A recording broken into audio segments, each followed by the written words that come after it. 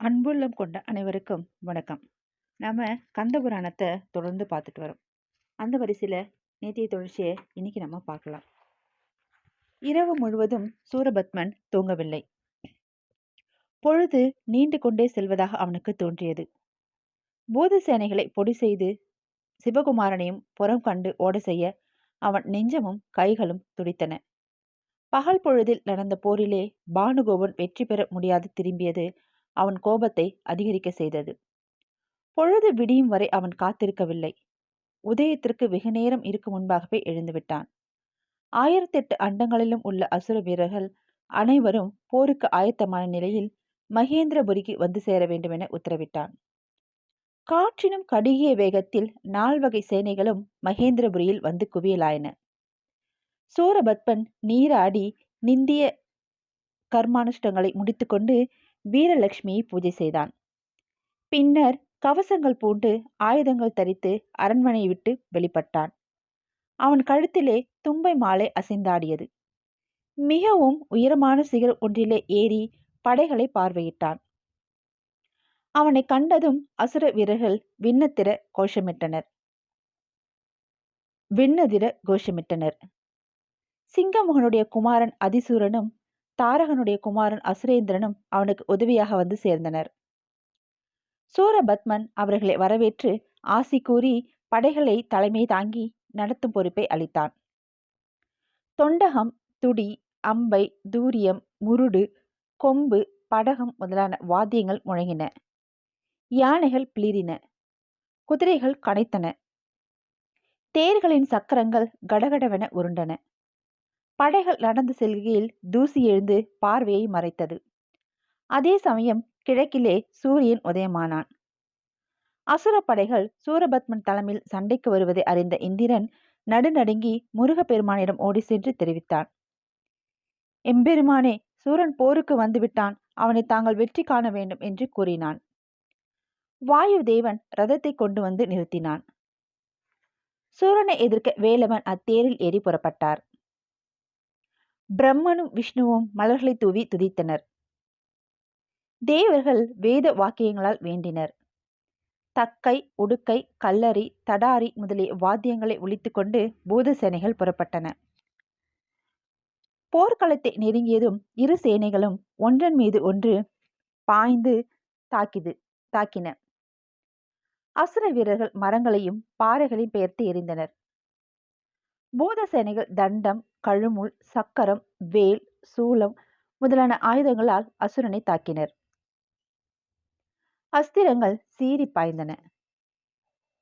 உக்கிரன் என்ற பூதப்பட தலைவர் அதிசூரனை எதிர்த்தார். இருவரும் பயங்கரமாக போரிட்டனர். அஸ்திரங்களால் ஒருவரை ஒருவர் தாக்கிக் கொண்டனர். உக்கிரன் தண்டத்தை அதிசூரன் மீது பிரயோகித்தார். அது அவருடைய மார்பிலே தாக்கி கவசத்தை உடைத்தது. கோபம் கொண்ட அவன் அநேக பானங்களால் உக்கிரனுடைய தேகத்தை துளைத்தான். உக்கிரன் அதிசூரனுடைய தேரையும் குதிரைகளையும் அழித்தார். அதிசூரன் வேறொரு தேரில் விரைந்து வந்து ஆக்ஷனேய அஸ்திரத்தை பிரயோகித்தான். நெருப்பை கக்கி கொண்டு வரும் அந்த அஸ்திரத்தை கண்டு உக்கிரன் முருகப்பெருமானை தியானித்தார். அருகிலே நெருங்கி வந்த அதை கைகளில் வாங்கி போட்டு விழுங்கிவிட்டார். பெருமான் அருளால் அஸ்திரம் அவரை ஒன்றும் செய்யவில்லை. அடுத்து வந்த வருணன் பாசத்தையும் யமதண்டத்தையும் வாயுவாஸ்திரத்தையும் அவ்வாறே விழுங்கிவிட்டார். அதிசூரன் பெரிதும் வியப்படைந்தான்.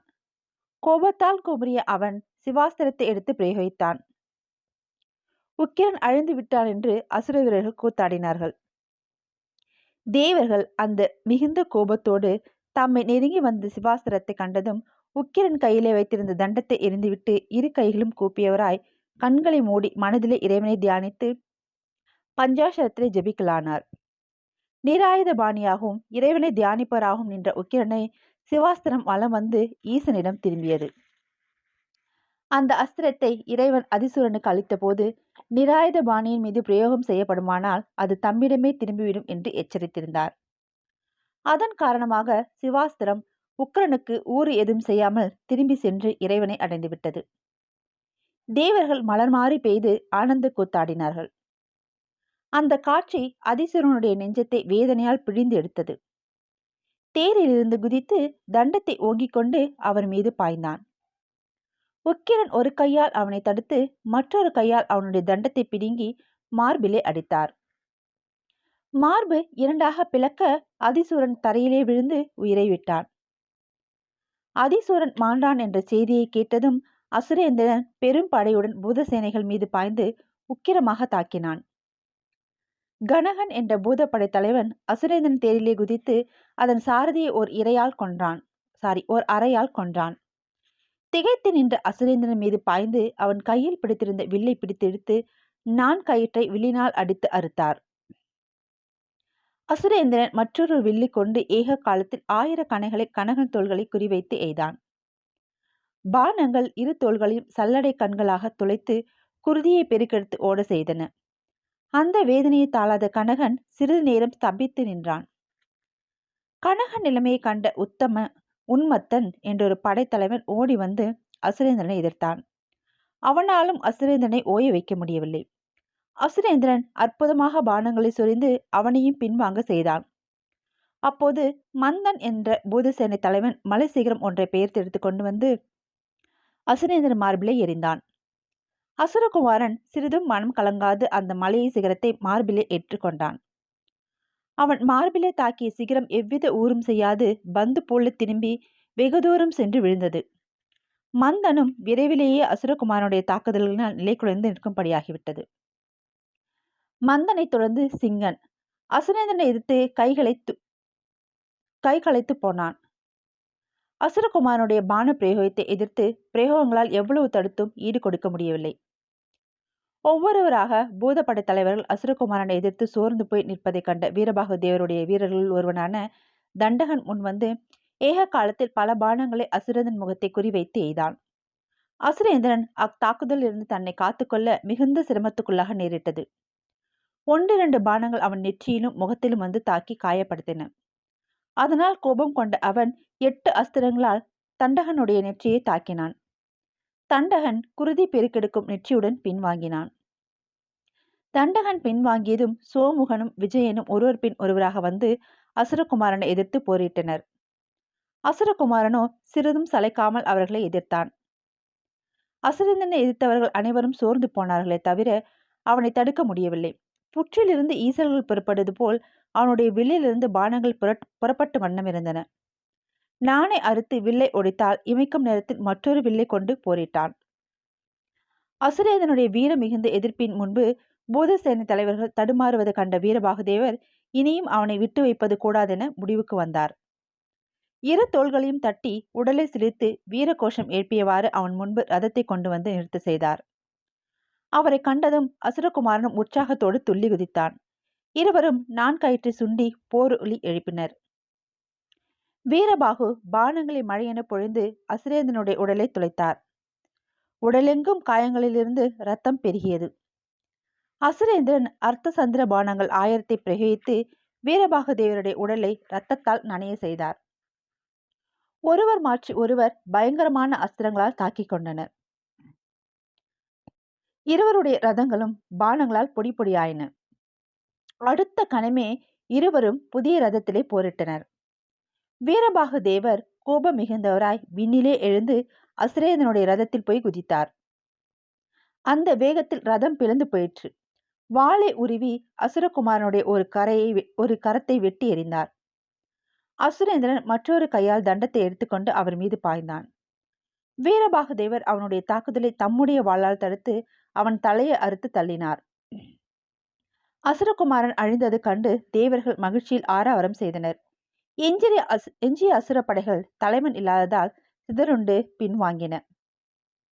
யுத்த களத்தின் ஒரு பகுதியில் இரத்தத்தில் அமர்ந்தவாறு போரை கவனித்துக் கொண்டிருந்த சூரபத்மன் குமாரர்கள் இருவரும் கொல்லப்பட்டதையும் அசுர வீரர்கள் சிதறுண்டு ஓடுவதையும் கண்டு அவன் தாங்க முடியாது சினம் கொண்டான்.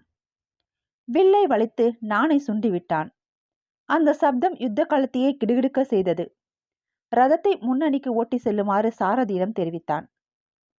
கோபத்தால் முகம் சிவக்க உதயசூரியனைப் போல யுத்த களத்தில் வந்து நிற்கும் சூரனை கண்டதும் தேவர்கள் நடுநடுங்கி போனார்கள். அவனுடைய கோப வேசத்திலிருந்து எவ்வாறு தப்பி பிழைப்பது என்பதை யோசித்தார்களே தவிர அவனை எதிர்க்க தேவர்கள் துணியவில்லை. வீரபாகதேவர் பூத படைகளை நோக்கி தாக்குமாறு சமிக்சை செய்தார். படைத்தலைவர்கள் 108 பேரும் ஏக காலத்தில் படைகளுடன் சூரன் மீது பாய்ந்தனர். நாலா பக்கங்களிலிருந்து பானங்கள் வந்து தாக்கிய போது சூரன் கொஞ்சமும் தளர்ச்சியுறவில்லை. பம்பரம் போல சுழன்று அந்த பானங்களை முறியடித்தான். பூத சேனைகள் மலை சிகரங்களையும் பாறைகளையும் பெயர்த்து வந்து அவன் மீது எரிந்தன. சூரனோ அனாவசியமாக அவற்றை பானங்களால் பொடி செய்தான். அது மட்டுமல்ல, அதே சமயம் பல வகையான பானங்களை எய்து பூத சேனையை கலங்க செய்தான். சூரன் மீது எறிவதற்காக வேல் கம்புகளையோ ஈட்டிகளையோ அவர்கள் எடுப்பதற்கு முன்பே அவனுடைய பானங்கள் அவர்களை தாக்கின. பூத படை சேனைகள் கை சோர்ந்து போகவே அவர்களுக்கு உதவியாக வீரபாகுவின் லட்ச வீரர்களும் வந்தனர். அவர்களையும் விரைவிலேயே பின்வாங்க செய்தான் சூரபத்மன். வீர மார்த்தாண்டர் படைகளை விலக்கி கொண்டு வந்து சூரனை எதிர்த்தார். அவர் பிரயோகித்த பானங்கள் ஒன்றாவது சூரபத்மனை நெருங்கவில்லை. வழியிலேயே அவனுடைய அஸ்திரங்களால் அழிவை அடைந்தன. சூரபத்மன் கூறிய பானங்களால் அவருடைய மார்பை பிளந்தான். நெடிய மரம் வெட்டுண்டு விழுவது போல வீர மார்த்தாண்டர் மயங்கி விழுந்தார். உடனே பக்கத்தில் இருந்த வீரரக்ஷதர் பாய்ந்து வந்து சூரனை போருக்கு அழைத்தார். சூரபத்மன் அலட்சியமாக அவரை பார்த்தவாறு பானங்களை பிரயோகித்தான். வீரராட்சதர் 1000 பானங்களை செலுத்தி சூரனை மறைக்க செய்தார். அவர் முயற்சி பலிதமாகவில்லை. நீரை கிழித்து செல்லும் படகை போல சூரபத்மனுடைய பானங்கள் அவற்றை கிழித்து சென்று அப்பால் தள்ளின. வீரராட்சதரும் கோபம் தாங்கவில்லை. வாளை உருவிக்கொண்டு அவருடைய தேரின் மீது பாய்ந்தார். சூரன் பிடித்திருந்த வில்லை ஒரு கையால் பற்றி மற்றொரு கையிலிருந்து வாளினால் அதை வெட்டினார். வில் உடைவதற்கு பதிலாக அவருடைய வாள் 2ஆக விழுந்தது. சூரபத்மன் ஹா ஹா ஹா என்று ஏளனமாக சிரித்தான். திகைத்து நின்ற அவரை பிடித்து அருகில் இழுத்தான். அவர் மார்பை பிளப்பதற்காக உடைவாளை உருவினான். ஆயுதமின்றி இருக்கும் அவரை கொல்வது தகாது என்று நினைத்தவனாய் பந்து போல அவரை எட்டி உதைத்தான். ஆகாயத்திலே வெகு தூரம் வரை சென்றுவிட்டு திரும்பிய வீரராட்சதர் பூமியிலே விழுந்ததும் மூர்ச்சி இரையாகிவிட்டார். சூரபத்மனுடைய செயலை கவனித்துக் கொண்டிருந்த வீரமகேந்திரர் பழிக்கு பழி வாங்குவதாக கூறி அவனை எதிர்த்தார். தேரை 4 பக்கங்களிலும் செலுத்தி சூரபத்மனை வளைத்து பல வகை பானங்களால் அடித்தார். அவனும் அவ்வாறே சுழன்று அவருடைய தாக்குதல்களை தடுத்து முறியடித்தான். சிறிது நேரம் இருவரும் பயங்கரமாக போரிட்டனர். சூரனுடைய தேரின் மீது பாய்ந்து அவனை தாக்க முயன்றார் வீரமகேந்திரர். ஆனால் அவரால் நெருங்க முடியவில்லை. அசுரனுடைய பானங்கள் அவருடைய முழங்கால்களையும் தோள்களையும் தாக்கி மூர்ச்சியாகி விழ செய்தது. வீரதீரன் ரத்தத்துடன் பாய்ந்து வந்தபோது அவருடைய ரதத்தை தடுத்து பானங்களால் மயங்கி விழ செய்தான் சூரன். அப்போது வீரமாகேசர்வர் வேல் ஒன்றை எடுத்து அவன் மார்பை குறிவைத்து எறிந்தார். அதை தடுத்து அழிக்க சூரபத்மன் 1000 பானங்களை பிரயோகித்தான். அவற்றால் சீறி வரும் வேலாயத்தை தடுக்க முடியவில்லை. அது பானங்களை பிளந்து கொண்டு சூரனுடைய மார்பிலே வந்து தாக்கியது. அதனால் அவனுடைய மார்பு கவசத்தை பிளக்க முடியவில்லை. பாறையில் மோதிய கண்ணாடி பாத்திரம் நொறுங்குவது போல அது பொடியாகியது. சூரன் ஏளனமாக நகைத்து 7 பானங்களை பிரயோகித்து அவரை மயங்கி விழ செய்தான். அப்போது அருகில் இருந்த வீரகேசரி பயங்கரமாக கனைத்து கொண்டு சூரனை நோக்கி வந்தான். சூரபத்மன் 7 பானங்களால் அவனுடைய வில்லை அறுத்ததோடு 100 பானங்களால் ரதத்தையும் அழித்தான். வீரகேசரி கோபம் தாங்க மாட்டாது குதித்தெழுந்து மலை சிகரம் ஒன்றை பெயர்த்து அவன் மார்பின் மீது எறிந்தார். சூரபத்மன் ஒரே பானத்தால் அதை பொடி செய்ததோடு தொடர்ந்து பல பானங்களை பிரயோகித்து அவரை தாக்கினான். உடலெங்கும் ரத்தம் ஒழுக வீரகேசரி அவனை நெருங்கி ஒரு கையால் மார்பில் அடித்தார். சூரபத்மன் அவரை பிடித்து தூக்கி கரகரவென்று சுழற்றி பார்க்கடலை நோக்கி வீசினான். அவரை தொடர்ந்து வீரபுரந்தரரும் வீரந்தகரரும் சூரனுடைய போரிட்டு சோர்ந்து விழுந்தார்கள். அவர்கள் எய்த கொடிய அஸ்திரங்கள் அனைத்தும் சூரனை தாக்க முடியாது அழிந்து போயின. சகோதரர்கள் சோர்வுற்றது வீரபாகதேவர் அசுரனை எதிர்க்க முன்வந்தார். அவனை பார்த்ததுமே சூரபத்மன் எரிமலை என கோபத்தால் குமரினார். அடே, அன்று நீ தூதுவனாக வந்ததால் உயிர் தப்பி பிழைத்து செல்ல முடிந்தது. இன்று அப்படியல்ல. விரைவிலே உன் வலிமையை ஒடுக்கி உன்னை ஒழிப்பேன் என்று கர்ஜித்தான். அசுரக்கரசே, தூது செல்லும் காரியத்தை மேற்கொண்ட போது நான் தூதுவனாகவே வந்தேன்.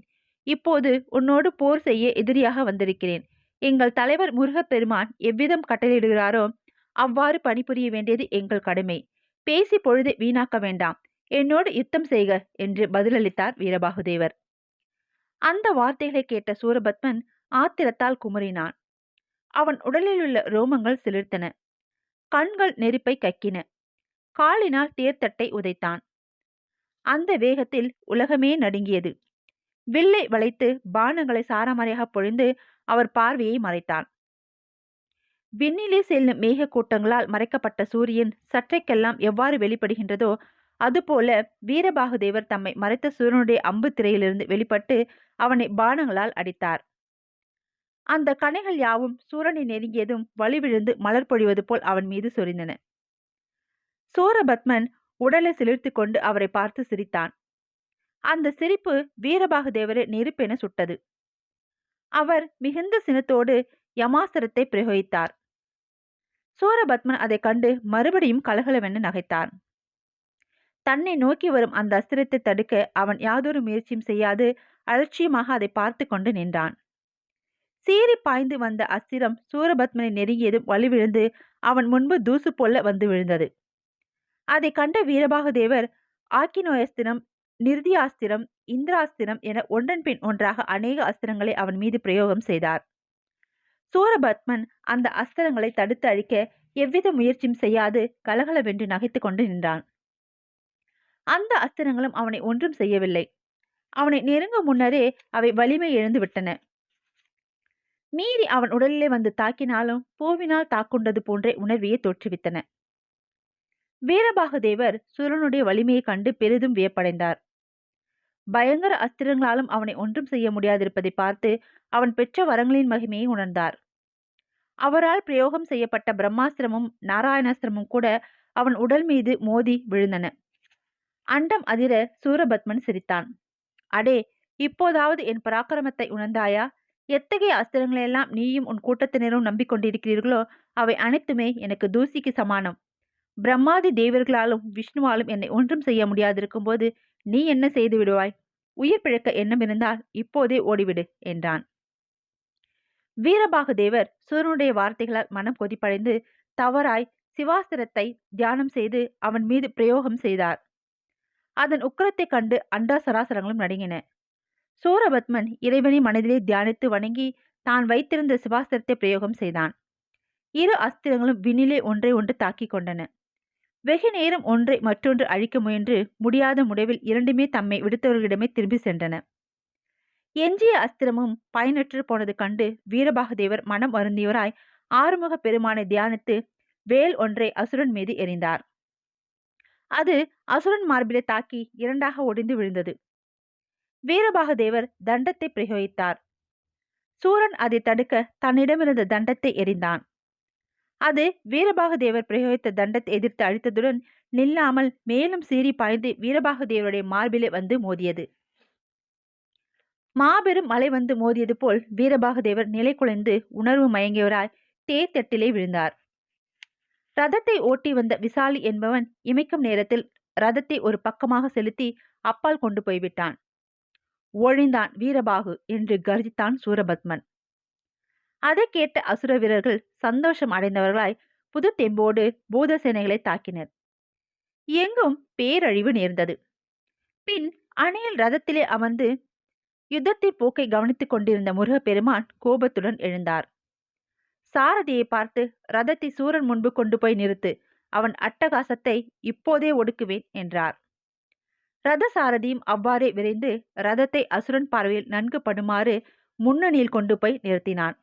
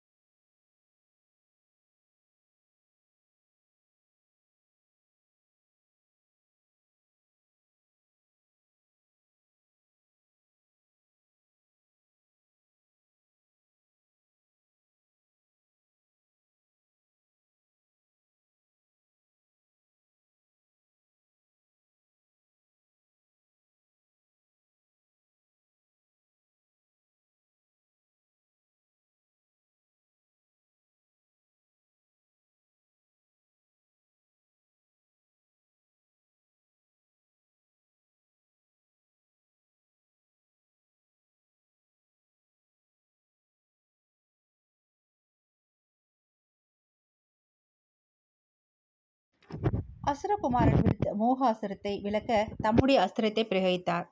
அது யுத்த களத்தில் இறங்கும்போது அசுரனுடைய மோகாஸ்திரம் விடுபட்டு விட்டது. பூதப்படையினர் மயக்க நிலையிலிருந்து மீண்டவர்களாய் அசுரர்களை தாக்கலானார்கள். வீரபாகதேவருடைய கோபம் எல்லை மீறிவிட்டது. பானுகோபனை அழித்து விடுவது என்ற சங்கல்பத்தோடு சிவாஸ்திரத்தை கையில் எடுத்தார்.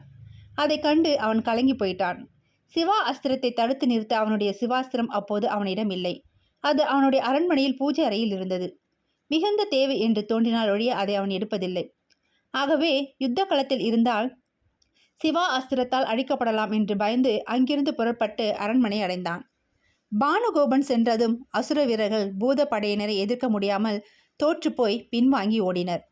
யுத்தம் செய்வதை கைவிட்டு திரும்ப செல்லும் பானுகோபனை தொடர்ந்து சென்று அவனை சிறைப்பிடித்து வருவதாக பூதப்படையினர் ஆர்ப்பரித்து எழுந்தனர். பயந்து ஓடும் பகைவனை துரத்துவது நியாயமல்ல என வீரபாகுதேவர் அவர்களை தடுத்து நிறுத்திவிட்டார். பூதப்படைகள் வெற்றி முழக்கம் எழுப்பினர். அதே சமயம் கதிரவனும் மேல்கடலில் மறைந்தார். அஸ்தமன சமயமாகிவிட்டதால் அன்றைய போர் நின்றது. தேவர்கள் வீரபாகுதேவர் மீது மலர் மாறி பொய்து கொண்டாடினர். பின்னர் எல்லோரும் முருகப்பெருமான் இருக்கும் இடம் திரும்பி அவரை வணங்கி அன்றைய நிகழ்ச்சிகளை அவருக்கு எடுத்து கூறினர். கந்தவேல் வீரபாகுதேவரை பலவாறு புகழ்ந்தார். யுத்த களத்திலே நடப்பவற்றை அறிந்து வந்து சொல்ல ஒற்றர்களை அனுப்பியிருந்தான் சூரபத்மன். அவர்கள் திரும்பி வந்து பானுகோபன் உக்கிரமாக போரிட்டு பூதப்படையினை கலங்க அடித்ததையும் முடிவில் வீரபாகுதேவருடைய சிவாஸ்திற்கு பயந்து திரும்பி வந்துவிட்டதையும் கூறினர். சூரபத்மனுடைய கண்கள் நெருப்பை கக்கின. மறுநாள் தானே போருக்கு சென்று அனைவரையும் அழிப்பதாக முன்வைத்தான்.